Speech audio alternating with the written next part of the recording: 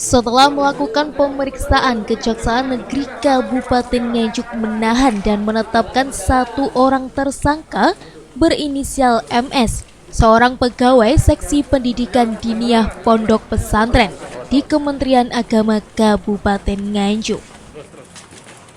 MS diduga melakukan tindak pidana korupsi dana bantuan operasional pendidikan pesantren dan lembaga keagamaan Kemenak RI tahun anggaran 2020-2021 senilai total 700 juta rupiah.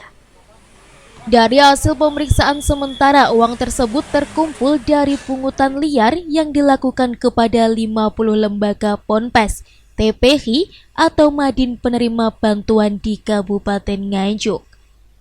Tersangka diduga melakukan pemotongan atau pungutan liar senilai 15 hingga 25 juta rupiah dari nilai bantuan senilai 40 hingga 50 juta rupiah setiap lembaga penerima bantuan. Sementara dari pengungkapan kasus dugaan korupsi ini, Kejaksaan Negeri Nganjuk telah memeriksa sejumlah saksi sebanyak 15 orang dari setiap pengurus pondok pesantren penerima bantuan dan 90 orang dari TPI.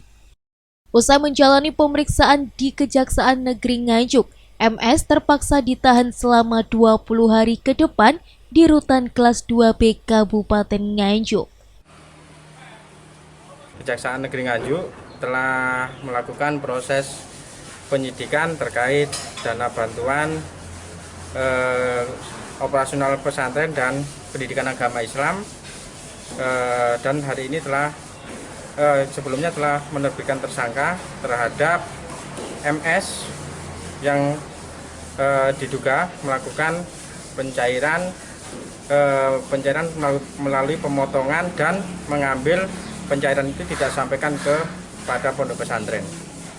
Dan terhitung mulai tanggal 8 Desember tahun 2022 telah melakukan penahanan terhadap MS 20 hari ke depan. Baik. MS ini pejabat mana, Pak? MS merupakan waktu kejadian itu adalah pejabat Pontren pada Kementerian Staf Pontren di kantor Kemenak Kabupaten Nganjuk. Perannya MS apa, Pak? Perannya MS di sini selaku penanggung jawab terhadap pengajuan bantuan pondok pesantren, yaitu melakukan pemotongan pada penyaluran tersebut dan sebagian tidak diberikan semuanya. Nilai kerugian negara. Kalau nilai kerugian untuk sementara ini kurang lebih 700 juta rupiah. Kalau dari korban berapa banyak, Pak? Dari korban untuk sementara dari kita kumpulkan masih kurang lebih 50 lembaga TPI. Total bantuan berapa banyak? Total bantuan semuanya kalau pondok pesantren 40 juta dan paling banyak 50 juta. Ada pelaku lain, Pak, yang diperiksa, Pak? Kalau pelaku lain kita masih dalam pendalaman, dalam proses penyidikan, kan proses penyidikan ini belum selesai. Sudah berapa saksi, Pak, yang diperiksa? Baik, kalau terkait saksi dari pondok pesantren ada 15, sedangkan dari TPI kurang lebih sudah kita periksa 90 saksi.